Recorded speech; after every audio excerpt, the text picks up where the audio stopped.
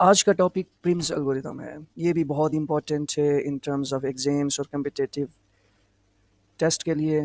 तो ये Prim's algorithm greedy approach इस्तेमाल करता है, बेस्ट अप्रोच को सिलेक्ट करता है, फ्यूचर इम्प्लीकेशंस को देखे बगैर ये जो भी बेस्ट अवेलेबल सॉल्यूशन है उसको पिक करता है। और इस एल्गोरिदम का हम इस्तेमाल करते हैं मिनिमम स्पैनिंग ट्री फाइंड करने के लिए किसी भी ग्राफ में से। क्रुस्कल एल्गोरिदम के बरक्स ये डिफरेंट अप्रोच में काम करता है। क्रुस्कल एल्गोरिदम में हम तमाम एजेस लेते हैं और मिनिमम स्पैनिंग ट्री को बिल्ड करते हैं, जबकि प्रिम्स एल्गोरिदम वो एक स्टार्टिंग पॉइंट, एक स्टार्टिंग नोड को लेता है और कंटिन्यूसली एजेस को ऐड करते हुए मिनिमम स्पैनिंग ट्री बनाता है। ग्राफ ये डायरेक्टेड हो अनडायरेक्टेड ग्राफ सब पे ये काम करता है, लेकिन प्रीफर्ड किया जाता है अनडायरेक्टेड ग्राफ्स में। इसका एल्गोरिदम बहुत सिंपल है। ये स्टार्टिंग वर्टेक्स लेता है और वन बाय वन एजेस को एक्सपेंड करता है और ऐड करते हुए जाता है। टाइम कॉम्प्लेक्सिटी इसकी ओ ऑफ ई लॉग वी होता है। जितने वर्टिसेस आपके बढ़ते हुए जाएंगे, डेप्थ होगी आपकी आपके ग्राफ की, तो उसी हिसाब से ज़्यादा टाइम लेता है। जबकि टाइम कॉम्प्लेक्सिटी ये है, लेकिन अगर एडजेंसी मैट्रिक्स को लिया जाए तो उस वक्त ये वी रेज टू पावर 2 हो जाती है और ये स्लो काम करने लगता है। स्पेस कॉम्प्लेक्सिटी इसकी वी प्लस ई होती है, क्योंकि हम इसमें एडिशनल डेटा स्ट्रक्चर्स लाइक हम हीप का इस्तेमाल करते हैं। अब हम इसके कोड को देखते हैं। यहाँ पे हम हीप का हम इस्तेमाल कर रहे हैं, जिसको प्रायोरिटी क्यू भी कहते हैं, जिसको हम इंपोर्ट कर रहे हैं। ये हमारा प्रिम्स एल्गोरिदम है। यहाँ पे हम मिन हीप बना रहे हैं, जिसको हम स्टार्ट हम नोड उसको हम ज़ीरो से इनिशियलाइज करते हैं और इसका पेरेंट अभी नहीं है। तो सिचुएशन लाइक दिस होगी कि यहाँ पर ये देखें कि हमने प्रायोरिटी इसका वेट जो है ना वो ज़ीरो दिया है।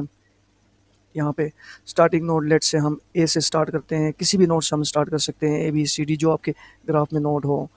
लेट से अब अगर हमने ए से स्टार्ट किया और इसका भी पेरेंट नहीं है, तो यहाँ से हम स्टार्ट करें। एक सेट हम लेते हैं विजिटेड के नाम से, ताकि हमें पता चले कि कौन कौन से नोड्स विजिट हुए हैं। बिल्ड हमने करना है, मिनिमम स्पैनिंग ट्री को बिल्ड करना है।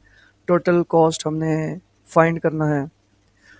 तो यहाँ पर हम लूप करते हैं, हीप को हम लूप करेंगे और ये देखें कि हीप जो हमने इंपोर्ट किया था, हीप पॉप जो भी हमारी मिनिमम हीप है, इसमें से हम लेटेस्ट एलिमेंट को जब हम पॉप करते हैं तो ये इसका वेट हुआ, ये करंट वर्टेक्स और ये इसका पेरेंट, ये तीन चीज़ें हम यहाँ से पॉप करते हैं, वहाँ से रिट्रीव करते हैं।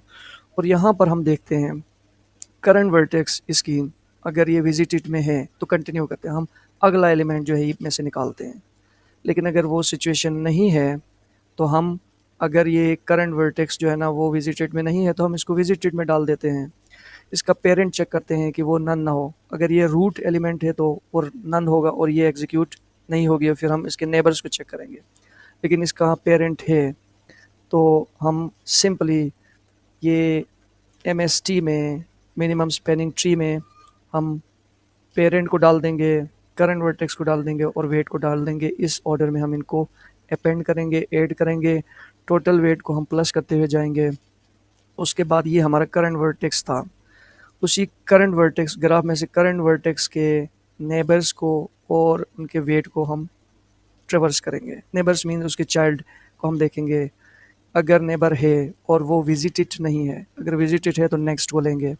अगर विजिटेड नहीं है तो अब इस नेबर को हम इस हीप में पुश करेंगे। हीप क्या होता है इस वाले से हम ऑलरेडी ट्यूटोरियल बना चुके हैं, उसको आप देख सकते हैं। यहाँ पे ये हमारा हीप है। अब हीप में ऑर्डर क्या है, वेट हम डालते हैं, उस नोड को डालते हैं और उसके पेरेंट को डालते हैं। ठीक, जब ये प्रोसेस होता रहेगा और हमें मिनिमम स्पेनिंग ट्री और टोटल कॉस्ट दोनों मिल जाएंगे, जिनको हम रिटर्न करेंगे। यहाँ पे यूज़ केस में हमारे पास एक ग्राफ है और उस ग्राफ को, ये प्रिम्स एल्गोरिथम को हमने नोड ए पास किया और ग्राफ हमने पास कर लिया।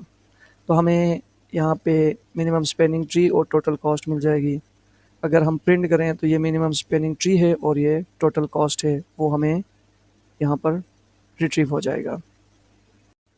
एक चीज़ मैं यहाँ पे रेक्टिफाई करना चाह रहा हूँ, वो ये है कि ये टोटल स्पेनिंग कॉस्ट इसकी 7 आती है।